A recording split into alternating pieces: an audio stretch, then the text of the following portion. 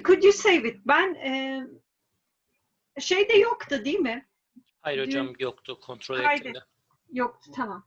Onu lütfen sen o zaman bir kaydedebilirsen tekrar rica etsek senden. Başlattım hocam ben. Tamam, teşekkür ederim. So here we would be talking about this implicit function theorem, and because I told you that this is an important theorem, I will solve some examples associated with this implicit function theorem.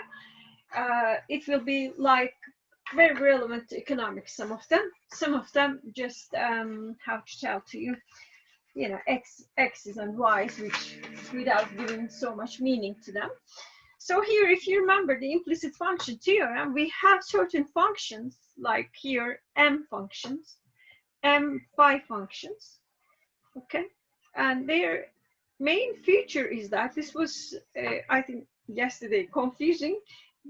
We want these functions, these 5 functions, we want them to take values of 0, and we are just interested on those points, those y's and x's, whichever we call, which provide this condition.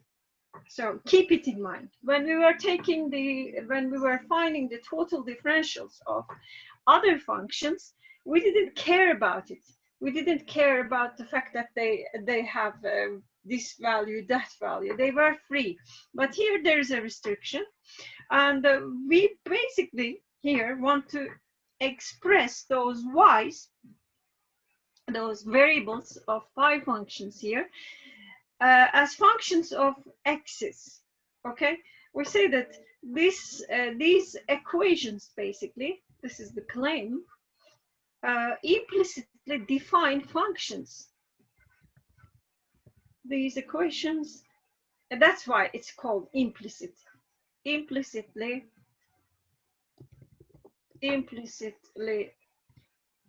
define the functions below.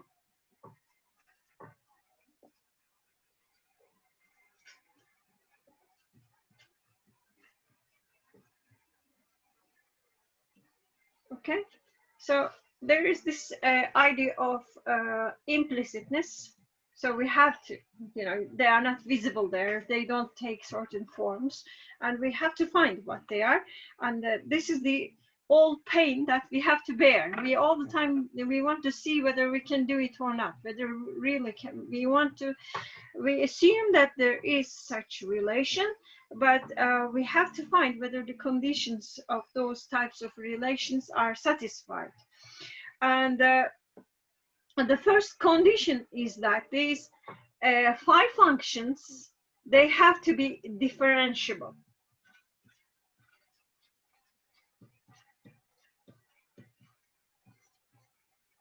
Five functions, or 5e functions, whichever we call it.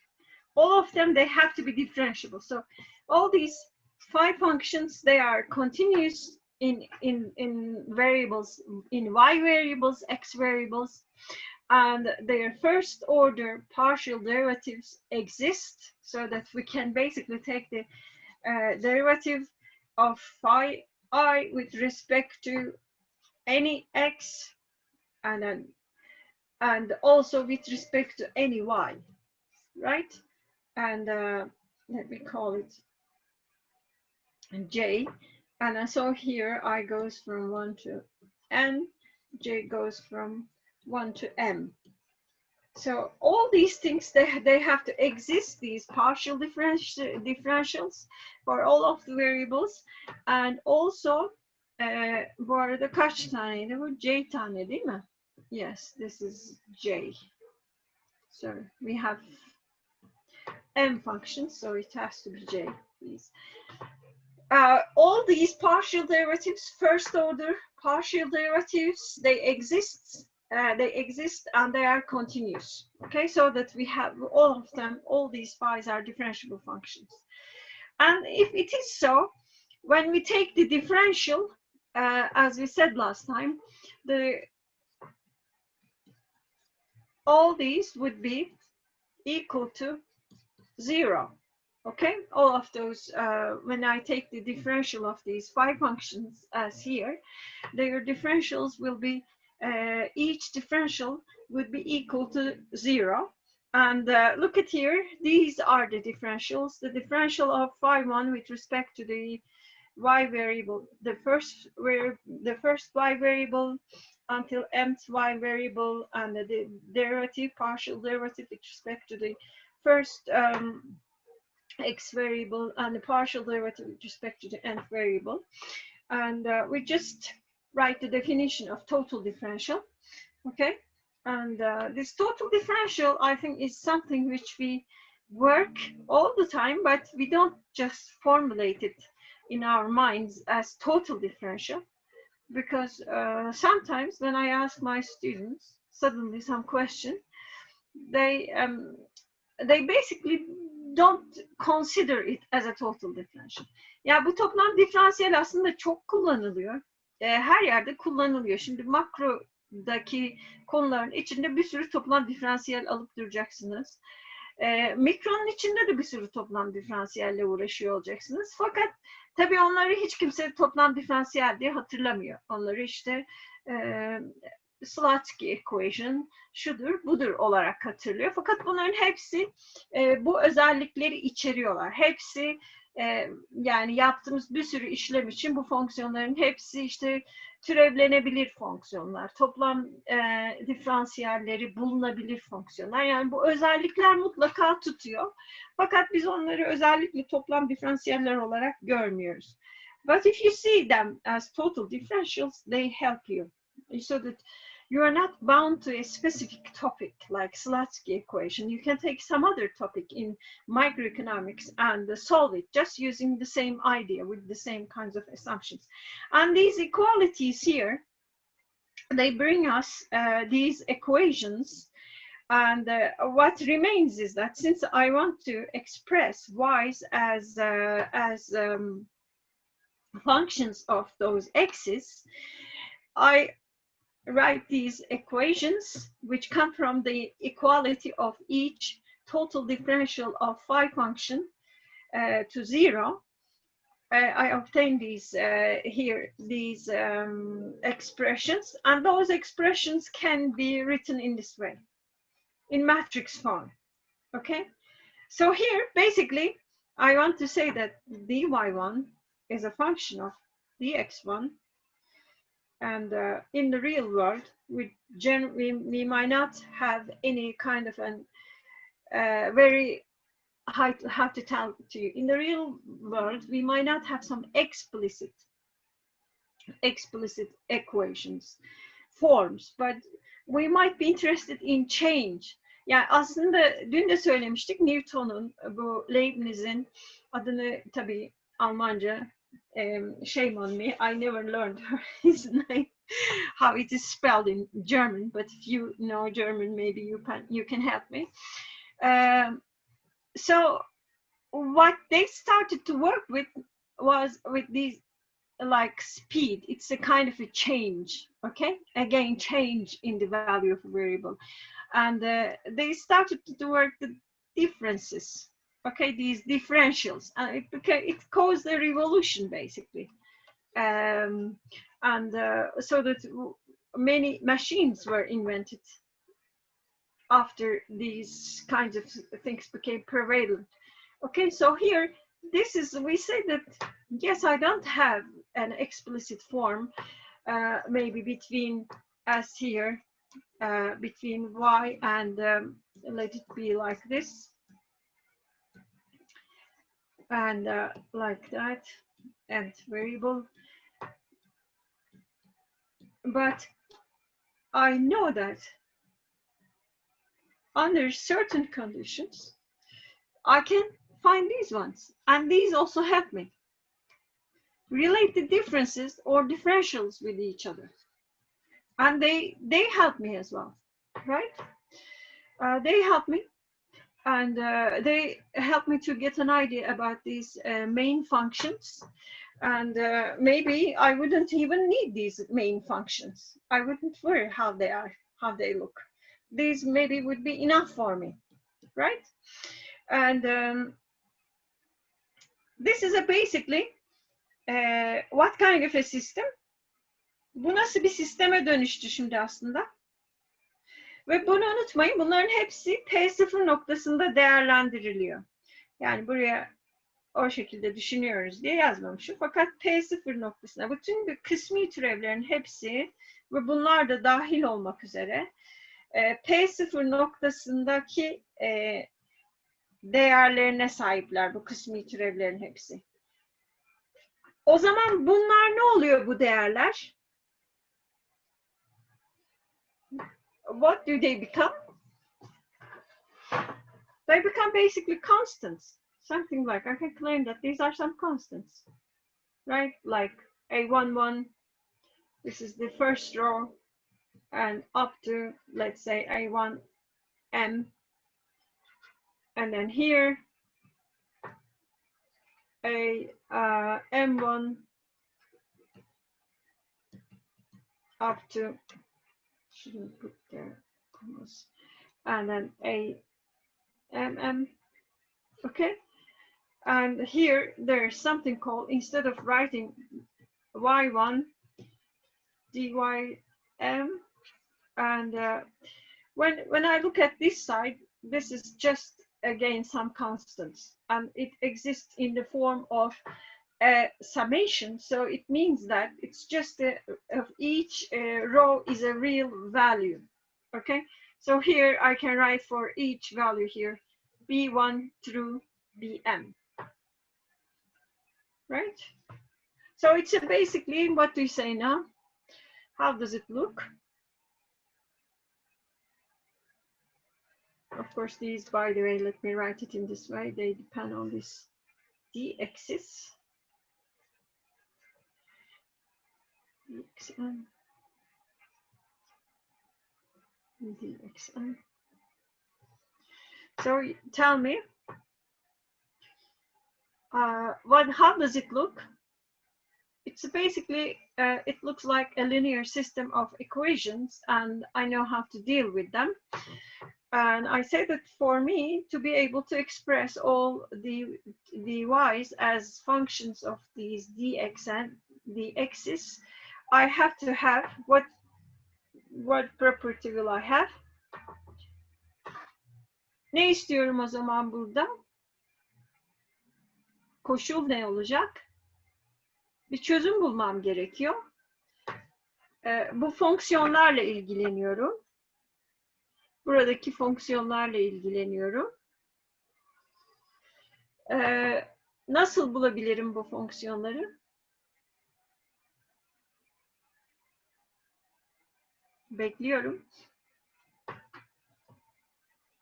Nasıl bulacağım? Bu bir koşullarından biri olacak aslında implicit function teoremin. Ne isteyeceğim?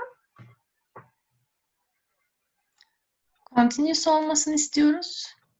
Ama burada sadece burada şeyler var. Constant. Evet, burada sadece bir şey yok burada yani. O zaman ne yapacağım? Hemen. Ne isteyeceğim? Aslında bu bir matris değil mi?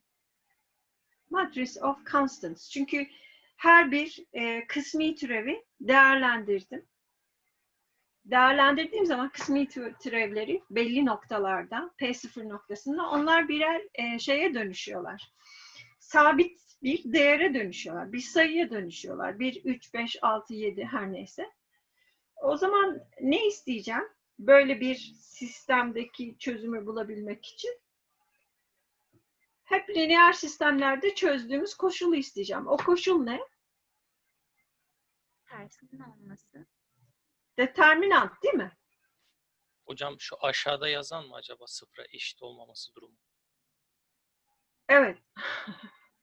Determinant yani. Yani şu buna ben A diyelim. Ne diyelim? Şurada bu arada bu n by n değil. Özür dilerim. Bu m by n. Aklımızda bulunsun. Yani çünkü burada evet. Bundan bahsediyorum. Yani m fonksiyonunu alıyorum. Onun y'deki y'ye göre diyeyim ki türevini buluyorum ve P0 noktasını değerlendiriyorum. Yani bunu yapabilmem için bunu yapabilmemin tek koşulu şu. Bunun determinantının 0 olmaması. Yoksa dy'leri dx'ler cinsinden açıklayamam. Ve ben burada diyorum ki tamam y'leri x'ler cinsinden açıklayabileceğim açık bir fonksiyon yok ortalıkta. Ama en azından belki dy'leri yani değişimleri, y'deki değişimleri x'deki değişimler cinsinden açıklayabilirim diye düşünüyorum. Bunu başarabilirim diye düşünüyorum. Bunu başarabilmek için de zaten bütün yazdıklarım sonunda buna ulaşıyorlar. Bu kırmızı yazılara ulaşıyorlar. O zaman ne yapacağım? Bu matrisin, buna A matrisi diyelim. M by M. A matrisi. Bu matrisin determinantının sıfırdan farklı olmasını isteyeceğim. Bu determinantın değişik gösterim yolları var. Ya sıfır olmaması gerekiyor. Sıfır olmazsa ne yapacağım? Which rule would I apply if the determinant is not zero? Which rule?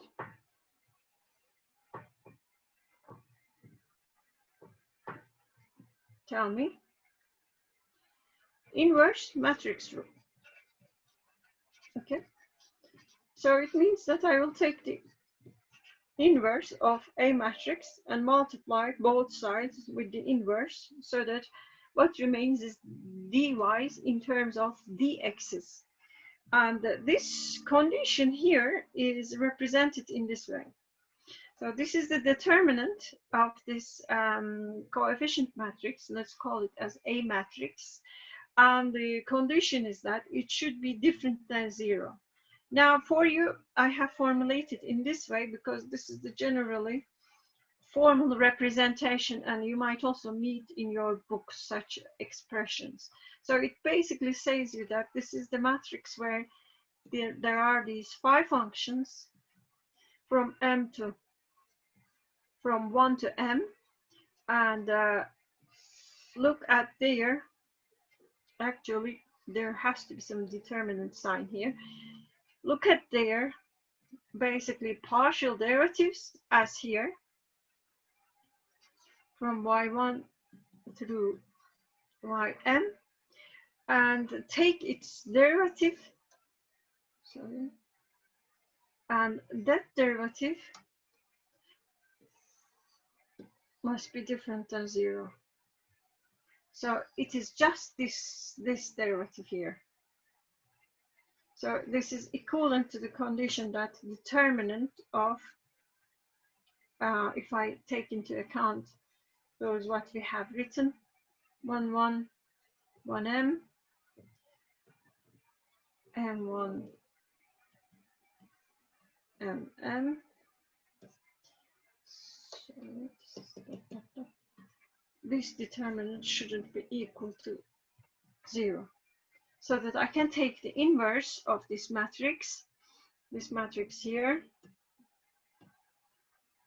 Okay, take the inverse of this matrix and express dy's in terms of dx's. Okay, as here. Find the inverse of the matrix, a matrix, and multiply it with the right-hand vector basically, and then you would have this matrix representation equals to this, so that I found basically total differentials of these y's, and basically all these give information.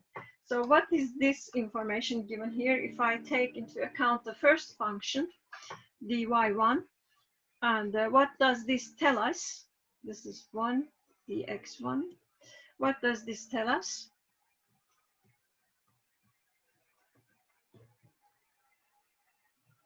What does it tell us, this one? This basically tells us that when x1 changes, how y changes, okay? But of course, it's a partial derivative. Whenever I ask this question, I assume that I keep other variables constant so that all these x x2 through xn, they take these x values, they take certain values, and only x1 changes. If that happens, how does y1 changes? Okay, these partial derivatives are the main concern generally. Like if you solve a consumer optimization problem, this is what you would do, by the way. Consumer optimization problem. You ask this question, it's a classical question. When, for example, if the goods are x1 and x2, the prices are taken as given by the consumers, so that consumers, they have no effect on prices, just going from very indirect methods of utility optimization, you end up with kind of a conclusion that I can find how the demand for x1 changes when, let's say, the price of the first good changes. Okay, this is the partial derivative as well, and you would all the time meet such expressions, and these expressions, they would be the first order conditions of utility maximization procedure, or in some cases you would look at profit maximization, and then you would end up again with these types of differentials. Okay, so this is what we have, and then I want to show you some examples where we can apply implicit function theorem. This is quite an important theorem, as I told you. Let us look at a kind of a market. This is an example. So let it be a little bit economical, so that maybe it becomes more interesting. So here, by the way, this type of analysis, what do we call it in economics? There are, let me say, these exogenous variables. These are sometimes called, how to tell to you, control variables. Okay, control variables, right? And there are endogenous variables. These are somehow, they are affected from the system, and they are generally, or let me, instead of control variables, controlled variables may be better at the moment, so that you can control them. And then what we do, we have these exogenous variables. These are generally given variables. Like maybe the taxes are given, and given the taxes, assume that you want to buy a computer or phone or mobile phone and such things. And then you look at the taxes, because you do not determine the taxes, but maybe given the taxes, you decide which phone to buy, okay? Which one to avoid, which one to buy. And then the tax level will be, for us, an exogenous variable. But for the government, it might be an endogenous variable. But generally, consumers, they take the taxes as given. And endogenous ones, they are basically determined by the system, by equilibrium conditions, or by choosing the decision makers, they choose these ones. And then there are these endogenous variables, let's call them as y's, and those ones as x's, let's say from x1 through xn, and the other one as y1 through ym. We are generally interested in such questions, these partial derivatives. This, sorry, let it be y1. How does y1 changes when x1 changes? How does y1 changes when, let's say, x2 changes? Okay, we are all the time interested in these partial derivatives, and this has a name in economics. What is the name? Do you remember? I mean, you would hear this term all the time, by the way. Comparative analysis, maybe? Exactly. It's called comparative, exactly. Statics. general. This is the language used in microeconomics, both in micro and macroeconomics. Okay, this is called comparative statics because there's some kind of static ones, and we look at how they affect those endogenous variables. Okay. Ya bu makroda da çok önemli olacak. Mikroda da çok önemli olacak. Her zaman bir problemi çözerken ya da bir problemi formüle ederken ille bir çözmeniz gerekmiyor. Mesela tez yazıyorsunuz. Formüle etmeniz gerekiyor. Bir piyasada karar vericiler var. Onların davranışlarını anlatmaya çalışıyorsunuz. Bu istatistiksel bir çalışma da olabilir. Orada hemen bir belirleme yapıyorsunuz. Bunlar neyi etkiler, nelerden etkilenir? İşte mesela en çok kullandığımız örneklerden biri hava koşulları. İşte bugün, yarın yağmur mu yağacak, yoksa işte çok güneşli mi olacak? Onu biz belirlemiyoruz. İşte milyonlarca yıl oluşmuş ya da işte milyonlarca diyelim yıl sonunda oluşmuş bir takım evrimle şundan bundan karşımıza çıkan işte yağmur yağdı, yağmur yağmadı diyebileceğimiz durumlar oluşuyor. Onlara biz egzojen diyoruz. Ama mesela biz neye karar verebiliriz? Yağmura göre. Belki işte diyelim ki yanımıza sabah hiçbir şey yok ama gün boyu dışarıda olacaksınız. İşte karar değişkeniniz ne olabilir? Şemsiye alayım mı almayayım mı olmayabilir. Karar verme konusunda. İşte yok şey mi giyeyim, yağmurluk gibi bir şey mi giyeyim yoksa giymeyeyim mi? İşte ya da ayakkabım ona mı göre yağmura dayanacak şekilde mi olsun yoksa farklı mı olsun diye. Bunlar bizim kendi seçtiklerimiz. Onlara endojen diyoruz. Ama seçemediğimiz yağmurun yağması yağmaması ya da diğer dış koşullara, onlara da egzojen diyoruz. Ve işte bakıyoruz, işte yağmur yağdığında ıslandım ya da ıslanmadım. Sonuç bu. Hem yani şey olarak şemsiyeni aldıysan ıslanmayacaksın diyelim. Almadıysan ya da işte ona göre ayakkabı giymediysen kötü etkileneceksin, az etkileneceksin. This is the claim, right? So they are called comparative statics, and a comparative statics analysis they are called. Comparative statics analysis. Statik burada kelimesi nereden geliyor? Statik bir şeyi var bunun. Biraz dinamik analize geçince daha çok galiba ondan esinlenerek yaptılar. Statik yani belli bir zaman dilimini gösteriyor. Sabit bir zaman diliminden bahsediyor. O yüzden böyle statik gibi bir kelime gelmiş oraya. So here an example. And this is a market equilibrium example.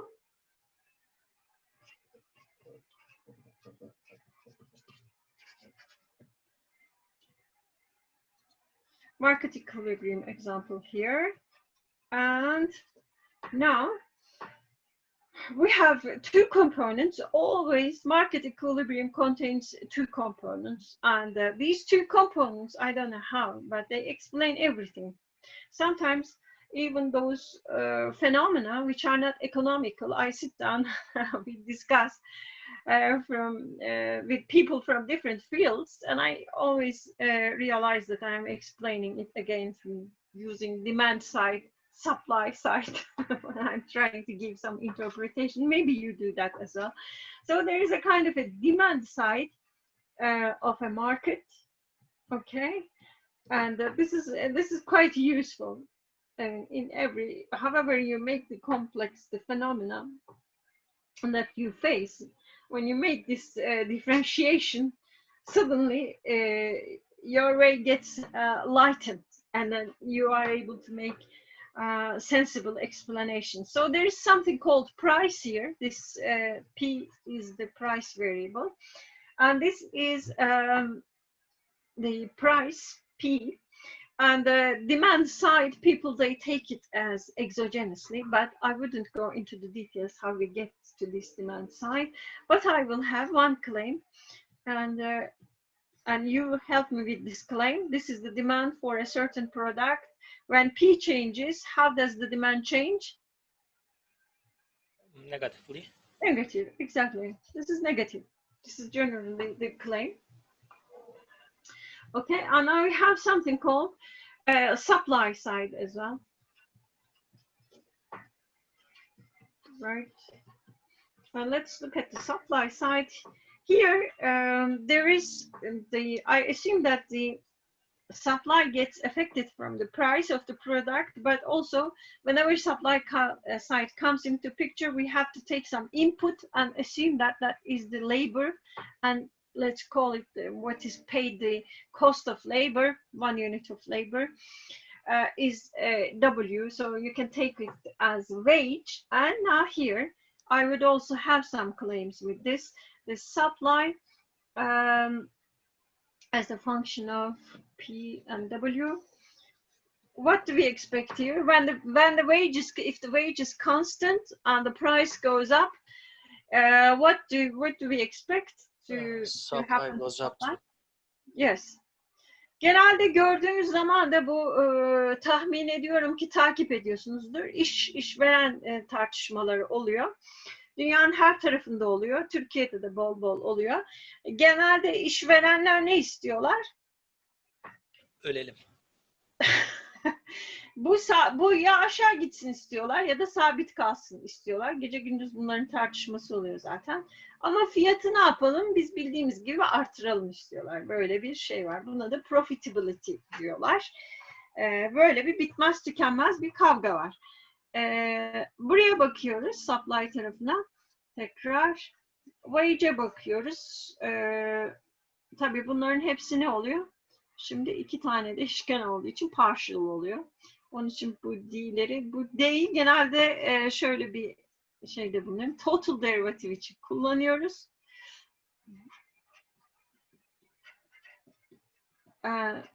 Ve şey içinde, bunun içinde partial derivative diyoruz.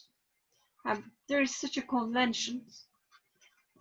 So they're both derivative, but one is partial. Since this supply depends on 2 variables, we want to use this notation. Okay. And this is when wage goes up as a cost of an input, let's say, we expect that the supply will go down, right? And this is how the world economy is shaped as well in many senses. Mesela üretimin büyük bir oranda Çin'e kaymasının sebebi ne? Bu değil mi? Yani daha düşük ücretler. Çin'de sağlanmış olan işte bir süredir sağlanan daha düşük ücretler diye kabul ediyoruz. Now here, assume that there is an equilibrium, and then from here, what we would have? Equilibrium holds in a market. Equilibrium. In equilibrium, we expect that the supply is equal to demand, okay? And this gives me a nice function. And you tell me what kind of a function this will be.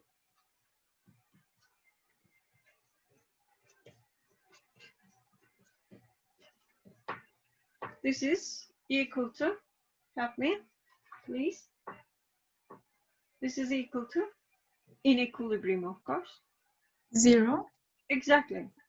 Now, that is the economics of it. What is the mathematics of it?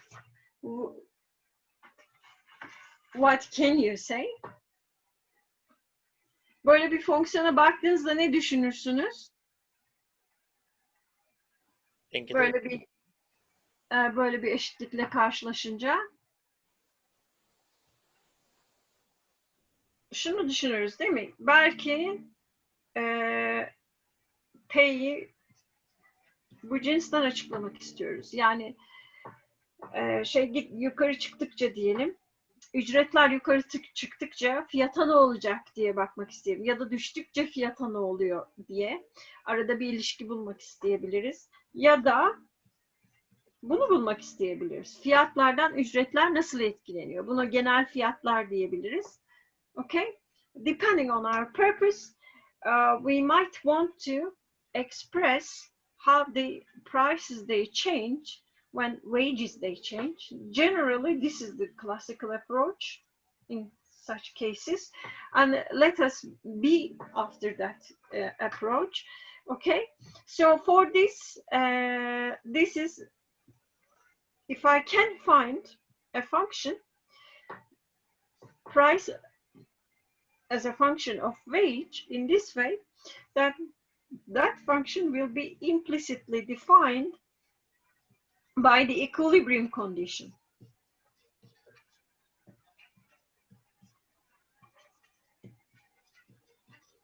Okay, so implicitly here I would use this one. Now here, what will be the requirements? All my now concentration will go to this one. Let us write the requirements. This function, in order for me to have some claim, some mathematical claims, what do I need? Differentiability. And we know that differentiability requires continuity and existence of partial derivatives, so that these partial derivatives, they exist.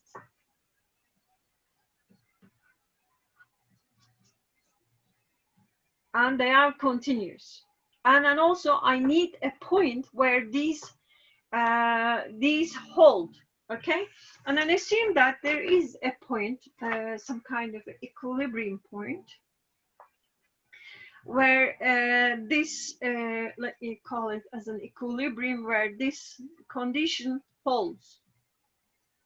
Okay. Bir star koyalım. Yani diyorum ki aslında bu durumun mevcut olduğu, yani dengenin olduğu sayıları bulabiliyorum. P ve bu W için bu sayıları bulabiliyorum diyorum. Okay, but I want to find this function. I'm interested in this function. I am interested in when weight changes, let's say 1%, how many percent change I would observe in P. Okay. Bu bizim için anlamlı değil mi? Yani P ile W arasında tam olarak ilişki nedir bulamasam bile bu soruya cevap verdiğimde rahatlamış oluyorum. Yani bir ekonomist olarak işte kalkıp iddia edebilirsem ki işte ücretlerdeki %1 artış işte fiyatlarda belki %1'den daha az bir artışa neden olacak ya da çok daha fazla bir artışa neden olacak, işte %2 artışa neden olacak diyebiliyorsam aslında gerekli bilgiyi vermiş oluyorum. Yani bir fonksiyonun tam olarak ne olduğunu bilmeden ve bu bilgi ne oluyor? Bizim için yeterli oluyor. Okay, so all these conditions they hold, and what does remain then? I assume that there is a point, all these differentiability, this f is a differentiable function. First, that's satisfied, and there is a point P star and W star, which provides this equality. And what remains for me is to be able to explain P in terms of W. And what will I do? What will be the second step here? Burada ikinci adımım ne olacak o zaman? Hemen sarılacağım. Total differential. Okay, I would look at the total differential of this function. I know that I can find the total differential of this function. And here, I would have this. When I look at the total differential, the differential with respect to P, it will give me, and there is a star, by the way. I evaluate everything at that star, and this is the case, and star here, star here.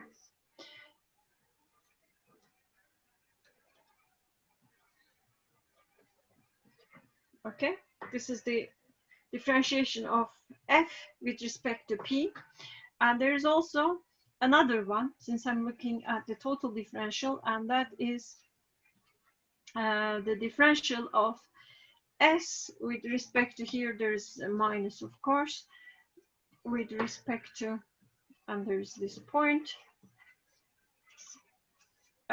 with respect to W, and this is the W, and this is equal to what?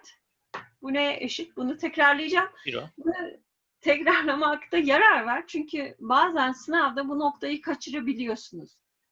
Yani yazıyorsunuz her şeyi, sonra kalıyor böyle. Bakıyorum, bak bu kadar ilerlemiş bu sorunun cevabı, niye bir yere gitmiyor diye. Şurada bir 0 olduğunu ne yapmışız? Unutmuş olabiliyoruz. Buna dikkat edelim. Yani implicit function theorem geldiği zaman burada bir 0 var. Okay? The total differential must be equal to 0. Now, tell me the condition. How can I express, and then let me write this in the following way as well.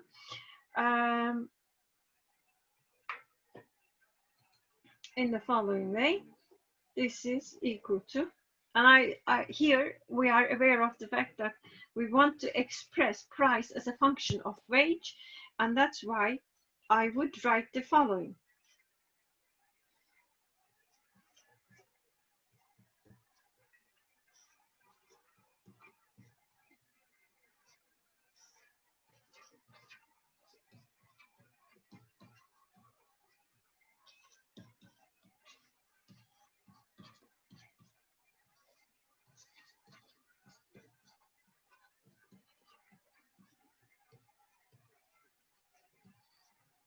Okay, basically I have this equality and I want to express dp as a function of dw. What is the condition?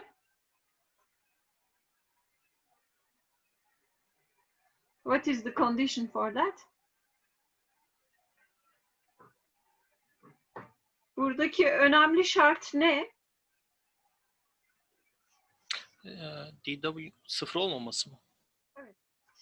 Exactly, this term, which is equal to, actually, let me write it in this way, df dp evaluated at the relevant point, p star w star, and this expression there is equal to this one, and this should not be equal to 0.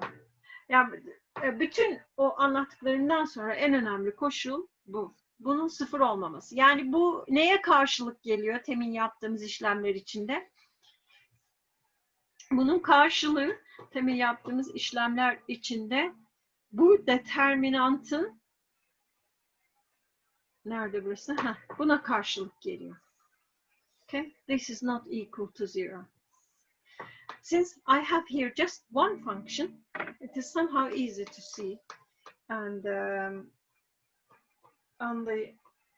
with here I say that this should be different than 0. Zaten burası 0 olsa bir şey açıklayamam, yani ortalıkta dp falan kalmaz değil mi?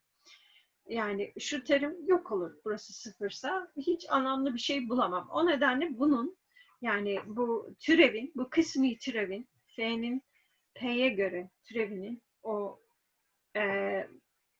p star w star noktalarında değerlendirildiğinde karşıma çıkan kısmi türevin 0'dan farklı olması gerekiyor. If that is the case, then I can really express dp as a function of,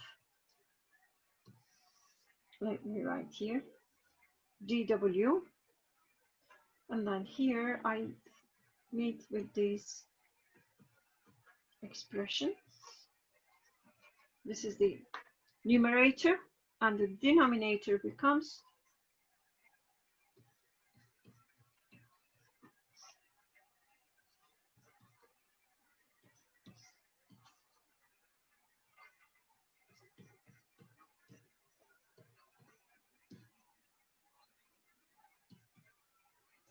and there's here dw. Right? This is all I want.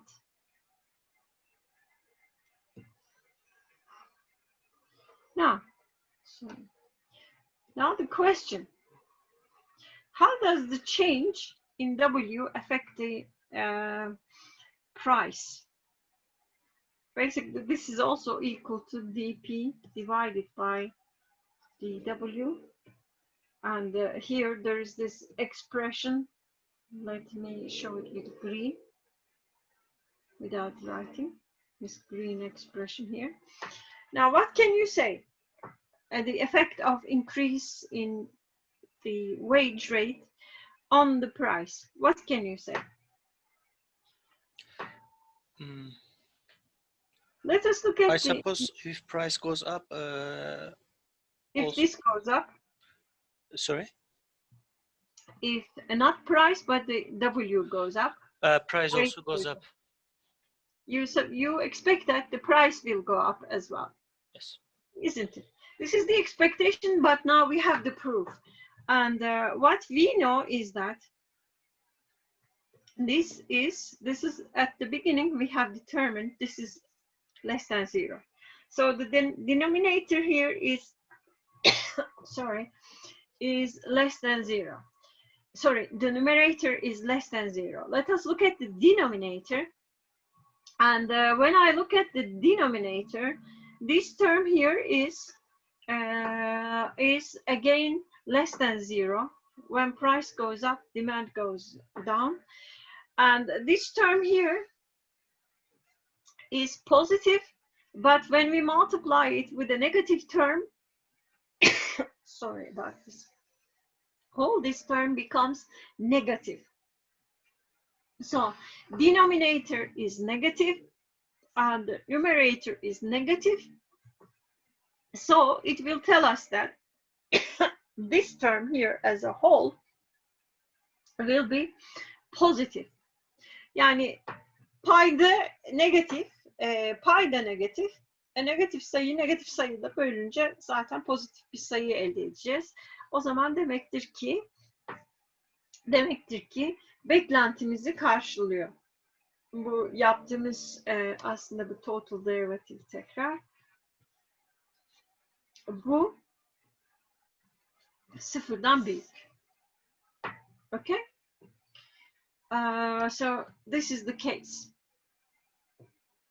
And this is the proof of it. And this just comes with the market equilibrium. Right? Yani burada bu işlemi buluyoruz. Tabii ki bunun yüzdelerini de bulabiliriz. Oradaki bulacağımız sayıya göre ne diyebiliriz? Yüzde şu kadar artış, işte şu kadar azalışa falan sebep oluyor. Genelde de zaten ekonomi haberlerine baktığınızda genelde bu yüzdeleri verirler. Şu kadar artarsa bu kadar azalıyor diyor. Kimsenin fonksiyonlarla falan uğraştığı olmaz. Okay? But our functions, they basically provide us that information. So this is one example for implicit function theorem. And we said that this equilibrium condition here basically implicitly defines, let's say, price as a function of wage, right? Siz neye bakabilirsiniz mesela bunları kullanaraktan?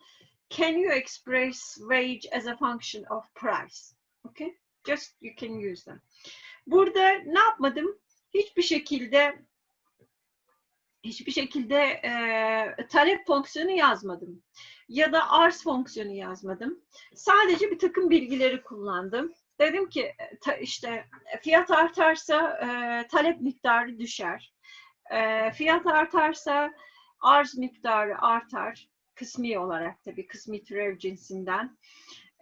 İşte fiyat sabitse ve ücret artarsa yine arz miktarı düşer diye bir takım iddialarda bulundum. Bunları ne yaptım ondan sonra? Neye çevirdim?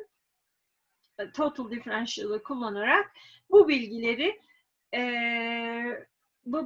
dedim ki o zaman fiyat artarsa, yani ücretler artarsa fiyatlar da ne olur?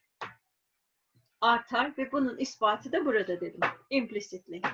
I said that this equilibrium condition implicitly defines the existence of this function. Any questions? Bayağı renkli oldu burası. Any questions about this? No questions? Okay, let us proceed to another example. This is your macro example.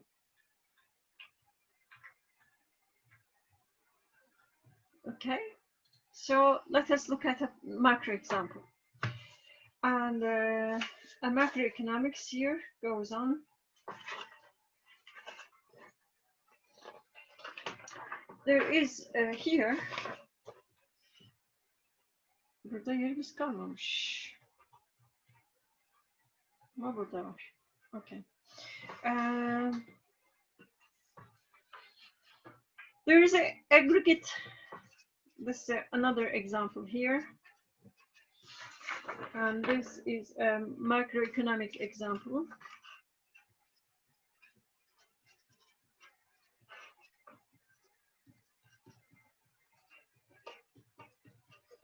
Right? In the case here, in this macroeconomic example, actually, I will leave this macroeconomic example to you because this is not an example with two variables. I would solve you another one with two variables. The one which I have is the one with only one variable, but I would write this to you instead of example. Whatever, homework, let's make it a homework. Homework for you to study. And then here there is an aggregate consumption function. And aggregate consumption is represented with C. And it is a function of disposable income. So here we have disposable income.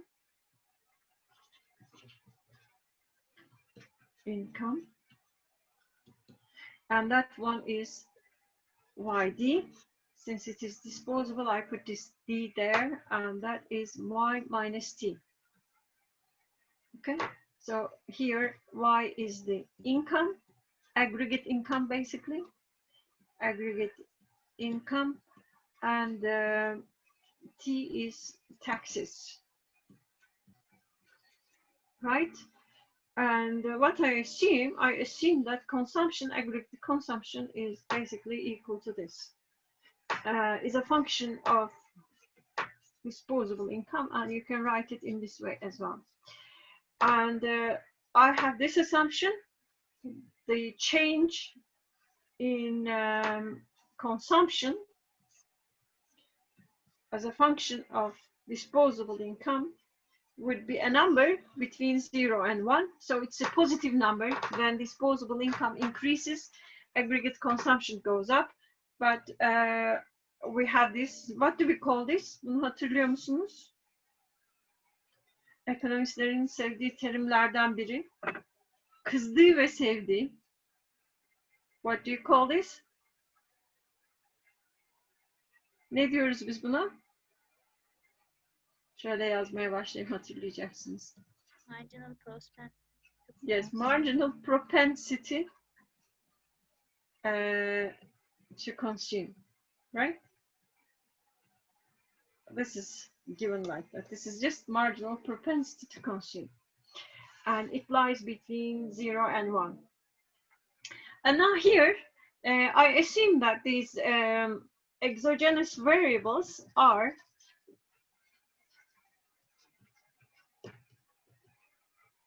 here, the T, the taxes, and the investment here. And let me write it in this way: investment and also government expenditure, G. Okay. Now, how would you define the equilibrium condition in this case? And let me write the endogenous ones as well, endogenous variables, and they are: Y is an endogenous variable, YD, somehow it is related to Y, and you can think of it as an exogenous variable because endogenous variable, because Y is endogenous, so you can take it as an endogenous variable as well. Consumption also is an endogenous variable. And now, what will be the equilibrium condition? I suppose Again, you would remember two sides. Okay? Demand side, supply side. And in case of demand side, what do we have here? Consumption plus investment plus sorry, we have written it in this way, investment plus government expenditure. These are what we say demand side. Yani elimize bir gelir geçtiği zaman ya da belli bir üretim yapıldığı zaman bunun bir kısmını tüketiyoruz. Bir kısmını ne yapıyoruz? Bir kısmını biz tüketiyoruz. Aslında buraya ne dememiz lazım? Private consumption. Okay? You can, because I didn't make that differentiation, but you can think of it. You can think that this is the private consumption and this is the public consumption or government consumption. And there is investment here. And this also might contain both private investment and investment by government. We don't go we are not after such a differentiation. Anyway, these are given exogenously. These are exogenous variables. Okay, and so this is the demand side, and there is supply side, and in the supply side there is some kind of amount produced. Why? But we believe that in an equilibrium this holds. And then your job, my questions to you, if there is an equilibrium, assume that there is an equilibrium, then use implicit function theorem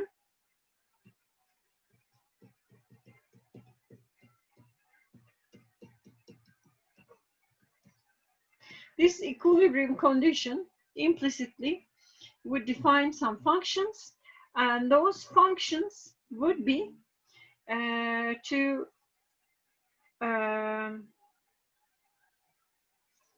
find, let me say, y as a function of investment, which is an exogenous variable, and g, government expenditure, exogenous variable, and those taxes.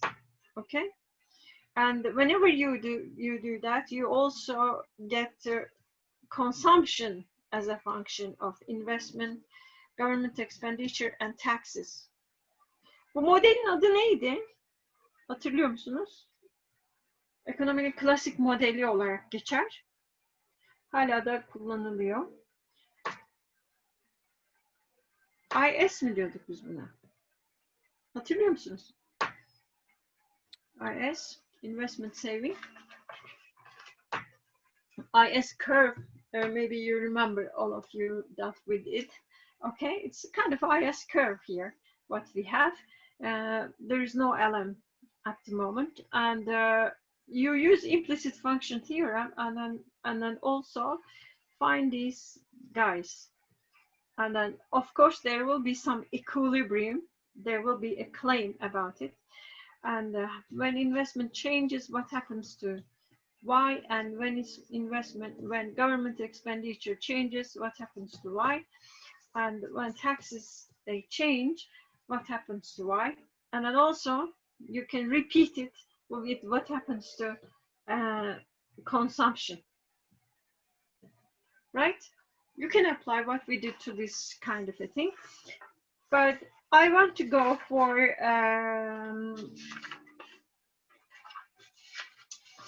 let me say, not only with one function, but several functions. There, for the cases with several functions, I want to look for them. Biz dün bu implicit function teoremle ilgili soru çözdük mü? Hatırlıyor musunuz? Bakayım hemen hocam. Teşekkürler.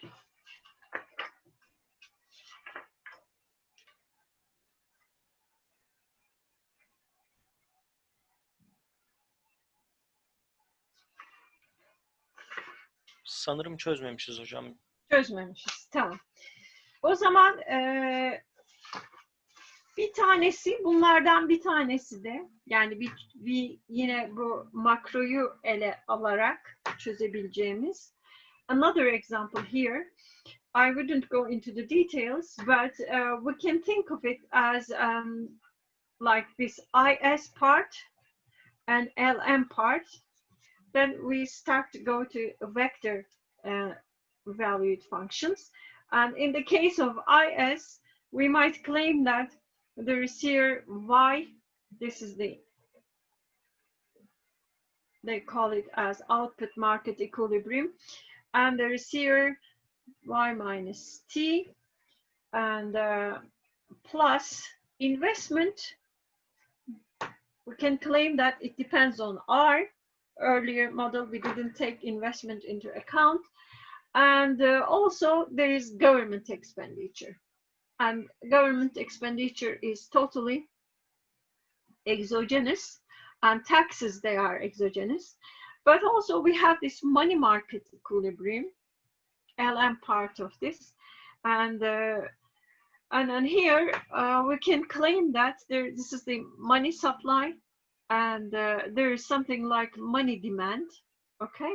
And we can think that money demand depends on MD, depends on Y and R, okay? And what do you do here? You say that there are certain futures. What are those futures? Which we can at the beginning impose. And we can say that when as I started here, you can say that this is, bu hep kafa karıştırır, onun için size böyle yazacağım.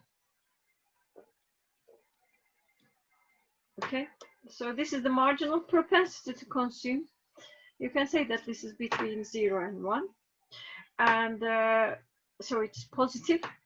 And you can say that when we look at the investment, how it behaves against interest rate, what would be your claim? Ne diyeceksiniz bunun için?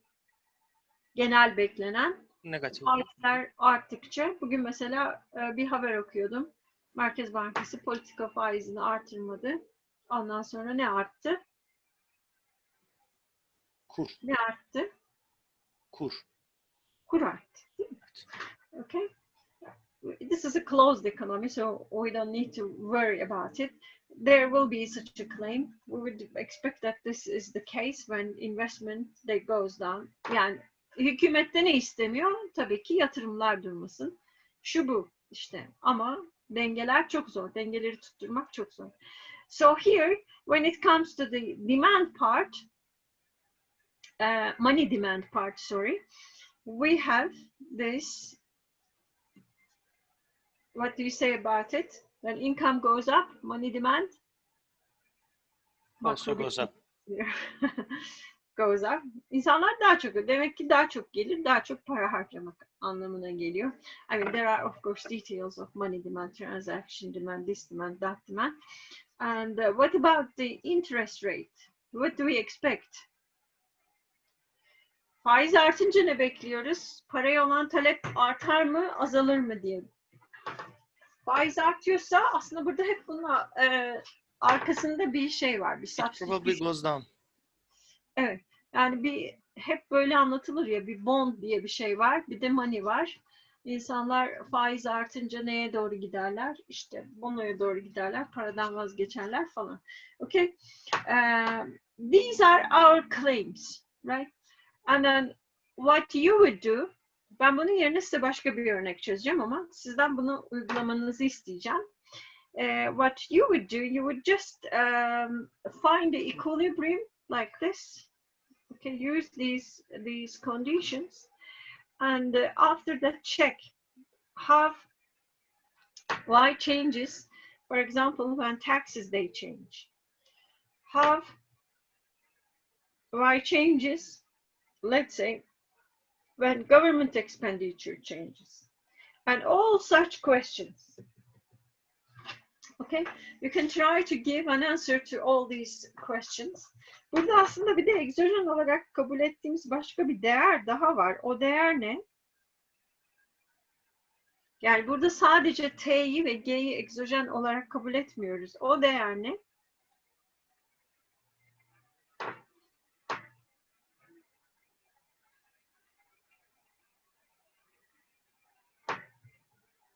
Böyle bir şey var değil mi? Money supply. It's a kind of a real money supply. This anyway, real money demand, real money supply. We say that that is constant as well. Bunun yerine şöyle de yazabilirdim. MS de diyebilirdim. Neye eşit? Bu da given. Okay, it is equal to something m divided by p.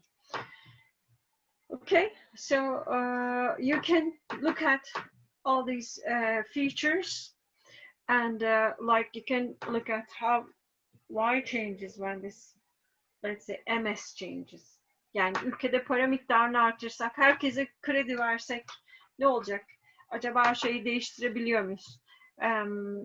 Üretimi değiştirebiliyor muyuz? Yani pozitif bir etki ortaya çıkıyor mu, çıkmıyor mu? Okay, so this is a kind of a classical example, and I will give you a mathematical example. And in this case, we will have two functions. This is a mathematical example. Yani bunun içinde bütün bu kısmi türevleri, toplam diferansiyelleri, dün gördüğümüz bütün kavramları sürekli kullanıyor olacağız. So assume that this is one of the functions, f1, okay, with x1,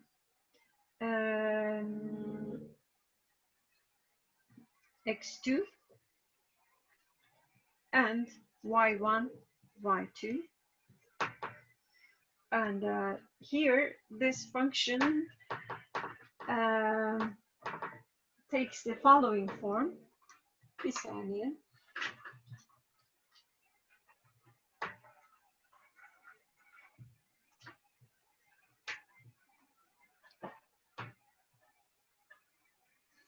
Okay, it takes the following form. y1 times x1 times x2 and plus, ya da şu noktaları sileyim.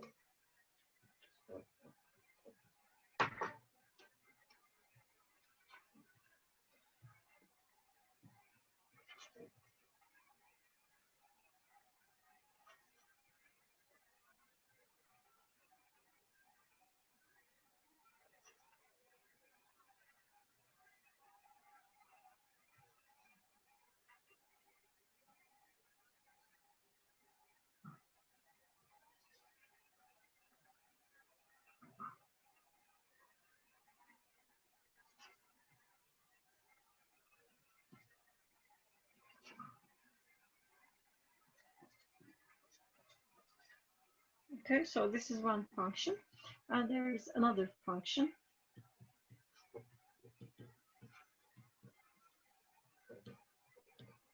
And with this function, we have this expression.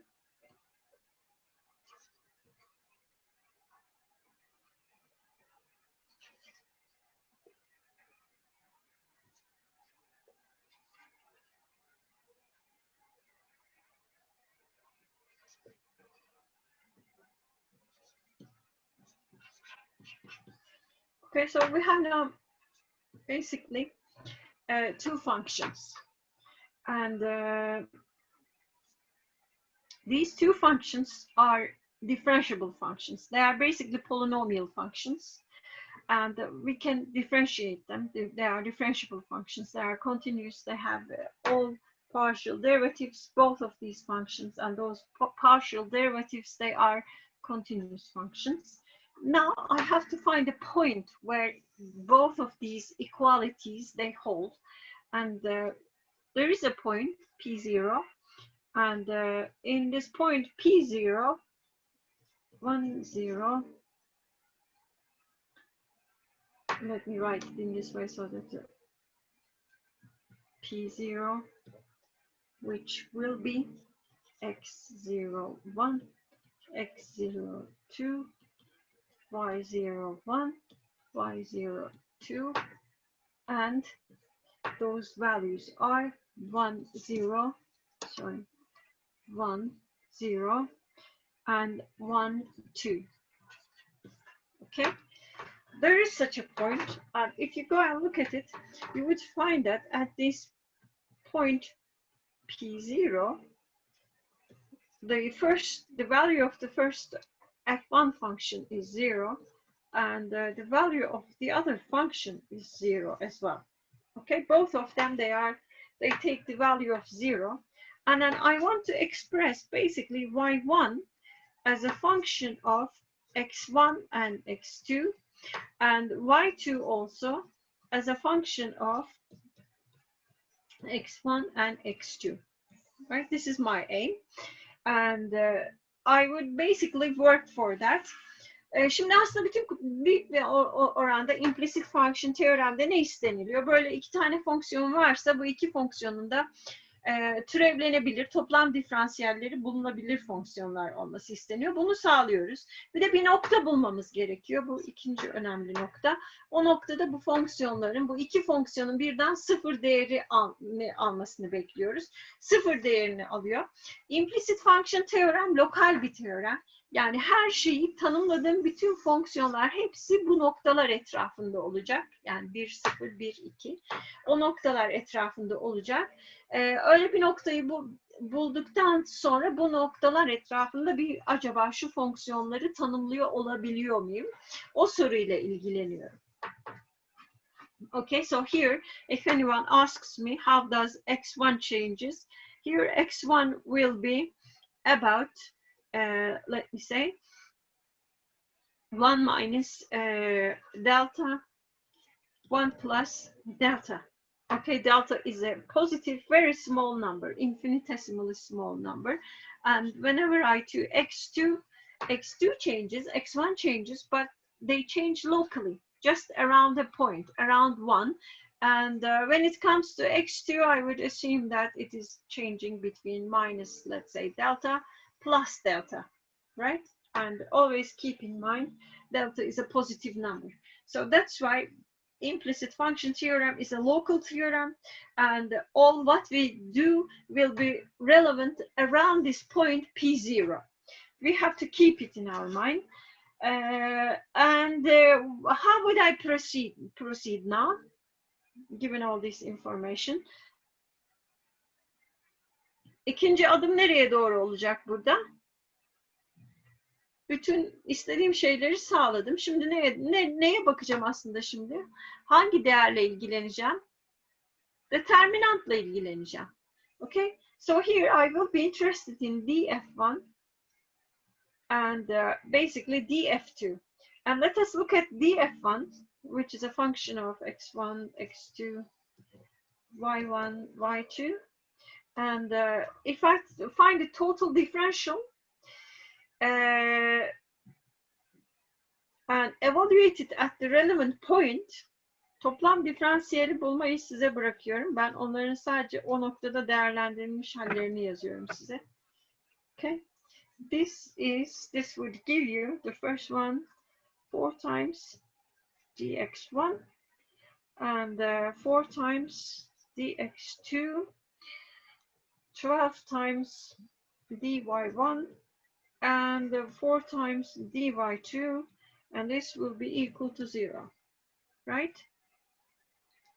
And if I look at df2 at the evaluated at the relevant point, it will give you 8 times dx2 plus dy2, and that will be equal to 0 as well. Now from here, I want to express, as I at the beginning stated it, I want to express y1 and y2 as functions of x1 and x2. So it means that I can write this basically equality in this form.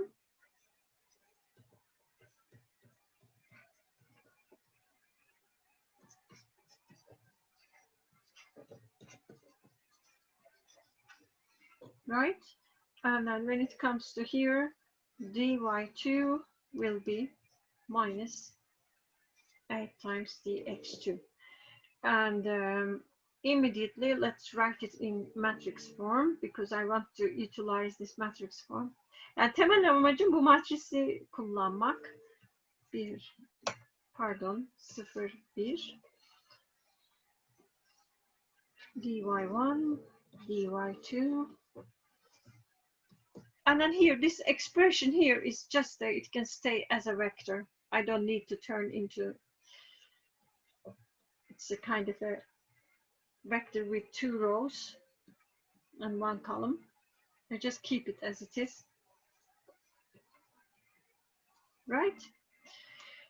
And now, what do I need now? Şimdi implicit function'ın bütün koşullarını sağladığını, yani bir koşul hariç bütün koşulları sağladığını söyledik. Burada neye ihtiyacım var? Burada sesinizi duymak istiyorum lütfen. Burada neye ihtiyacım var?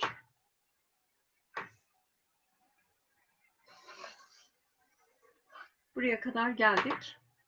What do I need here? And here I want to express dy1 basically as a function of, let me call it a g function, as a function of dx1 and dx2. And then I want to express dy2 as a function of, again, dx1 and dx2. Now, help me. What do I need to in order to be able to do it? Neye ihtiyacım var?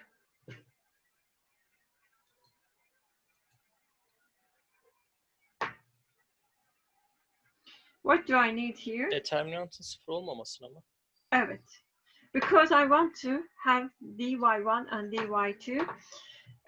Basically, I want to find the inverse of this function. If I find the inverse of this function and inverse of this matrix and multiply both sides, let me do it for you. dy1, dy2. Bu online derslerin böyle bir zararı var. Herkes bu konuda şikayet ediyor. Sadece benim gibi böyle ders aşırı derecede nümerik olanlar değil de ses gelmiyor karşı tarafta. Okay, please try to be vocal.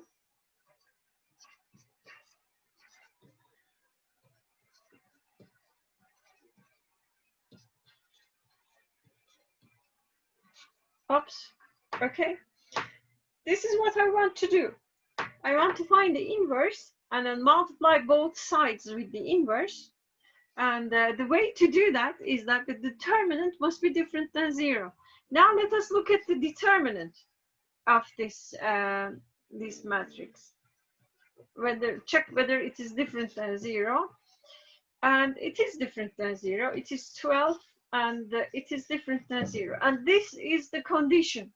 For implicit function theorem, we require this condition to hold. And that condition holds, it means that I can find the inverse of this matrix, right? A matrix, let's say. And basically, it tells me that I can express dy1 and dy2 as functions of x1 and x2.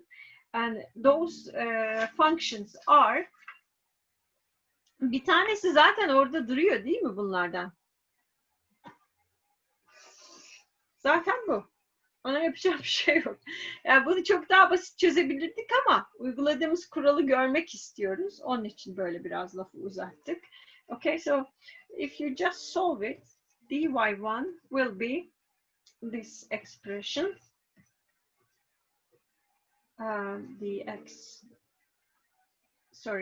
Yes, this is dx2. I can write it in this order as well.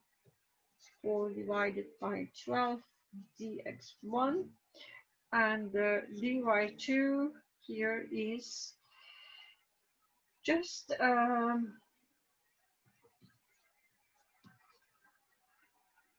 okay, so here all these are then partial derivatives. dy1, the partial derivative of y1 with respect to dx2, it is +1 and it is positive. And the partial derivative of y1 with respect to dx1 is -4 divided by 12, and this is negative. And there is this other one. The partial derivative of y2 with respect to dx1, it is 0. And the partial derivative of dy2 with respect to dx2, it is -8, and that is less than 0. Okay, So here I find all these partial derivatives, and implicitly I can claim that y1 is a function of x1 and x2, because implicit functions requirements, they hold x1, x2 around, always, it's a local theorem, around point P0, and we have to emphasize this one. Evet. Right. Bu arada kaça ulaştık? 19-27'ye ulaştık. Okay. Şimdi şöyle sorayım size. Bununla ilgili daha fazla soru sormamı, örnek çözmemi istiyor musunuz? İstemezdik diyorsunuz değil mi? Örnek çözmezsek ne yapacağız hocam? Örnek çözmezsek bir konudan daha bahsedeceğim ve kapatacağım bugün. Ondan sonra biliyorum istemiyorsunuz ama biraz kendimi bitirmeye mecbur hissediyorum. Ya pazar ya da cumartesi günü olmak üzere bu şeye geçiyoruz. Concavity convexity optimizasyona geçiyoruz. Bugün başlamayacağım çünkü bugün yeterince galiba konuştum. Ya concavity convexity'ye bakacağız. Ondan önce bir kısaca bahsedeyim. Bir ara vermek istemiyorum. Çünkü bahsedeceğim şey çok basit. Yarın böyle yine akşam mı olsun? Akşam olsun değil mi? Ben akşamcıyım biraz. Biraz erken başlasak saat 4 gibi olur mu? Yani şöyle 4'ten kastım. Saat 16 gibi olur mu? Yani olabilir hocam. Ama yani tercihen biraz daha öğlen ya da sabah saatleri daha iyi olur gibi şeyden kaynaklı. Günün geri kalanını ya da akşam saatlerini kullanabilmek açısından. Kullanmak açısından. Şöyle öğlen de oluyor mu peki o zaman? Saat mesela 12 gibi olur mu? Yani, kötü mü oluyor? Yok, benim açımdan iyi. Arkadaşlar ne der bilemiyorum. Tamam. O Yani zaman hocam 4'e göre daha iyi olabilir benim için de. Dediği gibi hani günü değerlendirmek açısından. tamam. 12 olur mu? 12 diyelim mi? Olur hocam. Olur hocam. Yani çoğunluğu uyuyorsa. Tamam. Tamam o zaman. Saat 12 diyelim. Yarın diyelim. Pazar günü de boş bırakalım. Tamam mı? Teşekkürler Tamam hocam. hocam. Pazar. Teşekkürler. Size bu kadar işkence edince, ya pazar günü boş kalınca böyle oluyor. Tamam o zaman. Yarın saat 12 diyoruz. 12'den başlıyoruz. Bu concavity convexity'yi başlıyoruz. Onlarda bol bol figür var. Onun güzel tarafı böyle renkli figürler var. Onun için sıkılınca onlara bakacağız. Şimdi çok kısa bir şeyden bahsedeyim, bitireceğiz. Nerede bu? Hocam bir de soracaktım aslında, haftaya normal ders saatine mi geçeceğiz? Yani çarşamba günü olacak şekilde düzenli mi olacak, yoksa yine böyle ekstra derslerimiz olacak mı? Şöyle haftaya belki yani çarşamba günü ders olacağını varsayalım. Belki bir tane ekstra alabilirim sizden. 1 ya da 2 ki büyük bir oranı bitmiş olacak ondan sonra. Yani Tamam hocam. optimizasyon kısmı bitmiş olacak. Onu yarın konuşuruz, nasıl bir takip edelim diye. Belki salı, çarşamba olur ve biter. Yani o şekilde düşünelim. Tamam hocam, teşekkürler. Hocam Az kaldık. Çünkü bunlar bir şekilde ne oluyor bilmiyorum. Bir uzun sürü veriyorlar. Optimizasyona geçtiğimiz zaman optimizasyon bir şey oluyor. Yani hep uğraşmaya çalıştığım, yakalamaya çalıştığım şey. Yani mikroya başladığınız ya da mikro ile uğraşırken bu konuları kullanıyor olacaksınız. Yani işte bir sürü şey söylenecek. Optimizasyonla ilgili olacak. Onun için hani ayağımızdan bir çekilsin o konu diyerek uğraşıyorum. Ve halledeceğiz, merak etmeyin. hocam bir de mümkünse bize işlediğimiz ve işleyeceğimiz şeylerle ilgili soru seti paylaşımında bulunabilir misiniz? Pazartesi günü elinize geçmiş olacak soru Tamam, seti. çok teşekkürler hocam. Birkaç tane şey de olacak. Çözülmüş örnek de olacak. Yani bunların üzerine çözülmüş birkaç bir şey de. Yani çözümlü examples olacak. Bir de exercises olacak. O açıdan yapmayın hani. Formel olarak çözülmüş, hani her tarafı düzgün şeyler olacak. Teşekkürler hocam. Ben teşekkür ederim. So we have here, these are basically, this is the implicit function theorem, which is very important for us.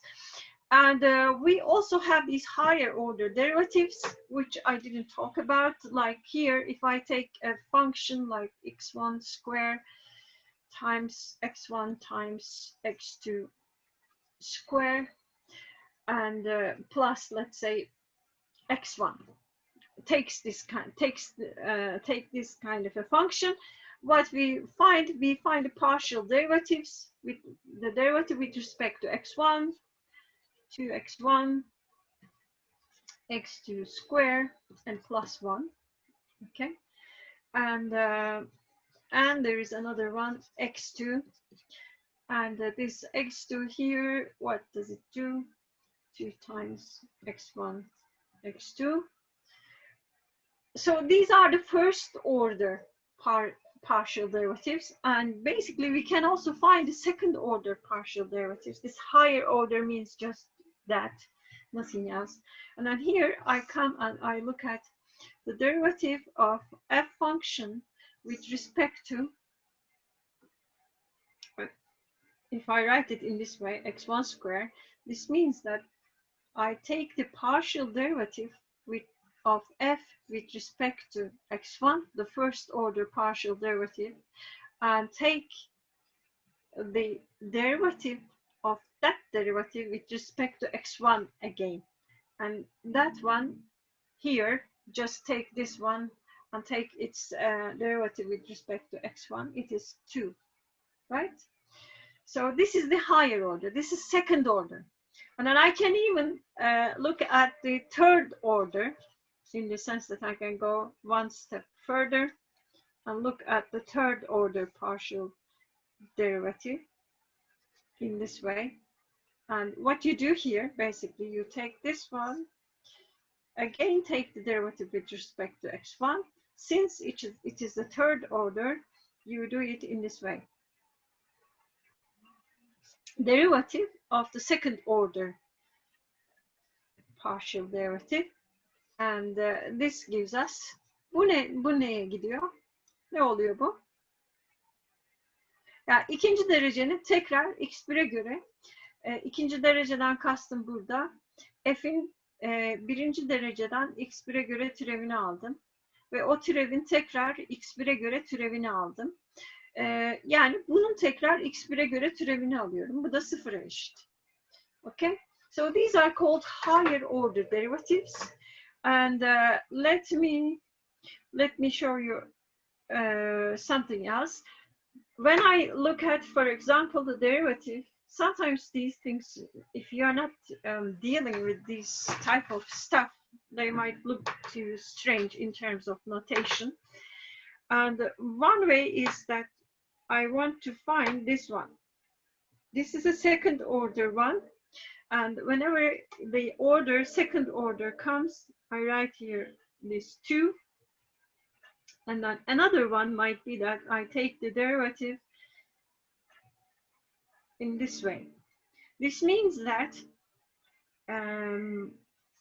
I take the derivative with respect to x2, and that derivative is the first order derivative with respect to x1. And then I take the derivative of that with respect to x2.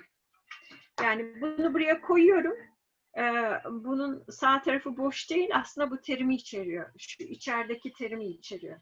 Okay, and that one, it means that I will go to this derivative here, this one, and take the derivative of this term here with respect to x2, and that is 2x2, right?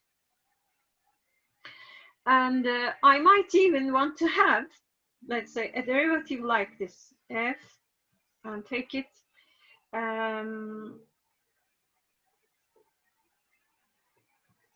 what do I do here?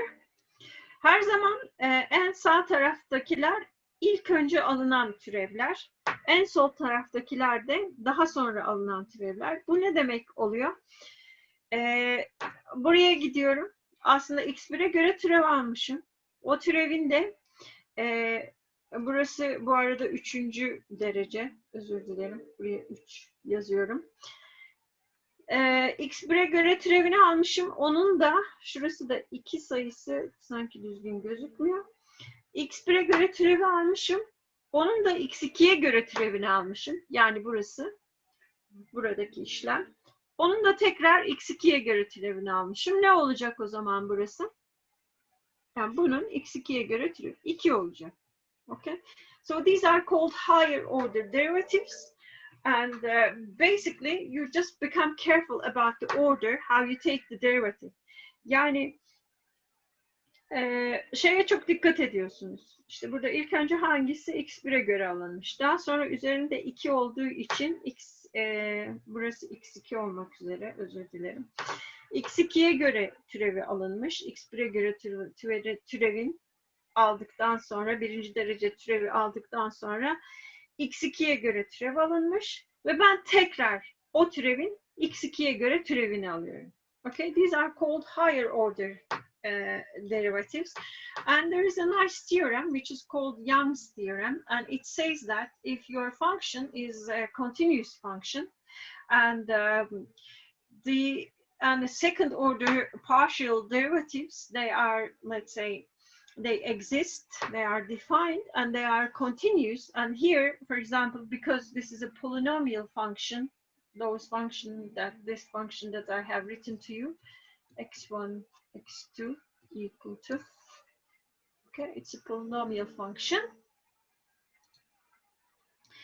And what we do here, we look at these order partial derivatives, and it tells us that these polynomial functions, they are differentiable functions, and they are infinitely differentiable. At worst, you get 0 all the time when you make your differentiation. In such cases, the Young's theorem tells us that in this case, for example, if I take this one, take first the derivative with respect to x1 and after that with respect to x2. Okay? Or take the derivative of f with respect to first x2, then with respect to x1. They will be equal to each other. Bunu daha sonra bu bizim işimize yarayacak. Çünkü simetrik definite matrisler isteyeceğiz. Pozitif definit ya da işte negatif definit. Onlar da bu işimize yarayacak. Bu olduğu zaman çok daha işlemlerimiz kolaylaşacak. Bir takım kurallar geçerli olacak. This is known as Young's theorem, and this is valid for functions which are twice differentiable. If a function is twice differentiable, it means that you don't only find this one. Let me say, assume that this is a function with 2 variables, x1, x2. You don't only find this one, dx1 plus df dx2, but you also find the second differential of this. Okay, so that it is basically twice differentiable. Şimdi bunu yarın göreceğiz. Bu anlatacağım optimizasyon içinde. Bugün anlatmayacağım onu. Okay. Ve burada bitireceğim. Hocam bu derse yazdıklarınızı gönderebilir misiniz acaba? Gönderelim. Okay, now I'll send them to you now.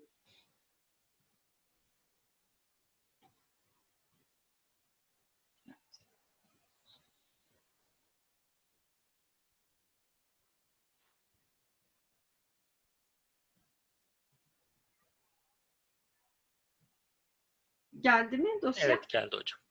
Tamamdır. Tamam o zaman. Bugünlük benden kurtuluyorsunuz. Yarın saat 12'de görüşüyoruz. Teşekkür ederiz hocam. Ben teşekkür ederim. Hepinize iyi akşamlar. Sağ olun hocam. İyi akşamlar. akşamlar hocam. İyi akşamlar. İyi akşamlar arkadaşlar. İyi akşamlar.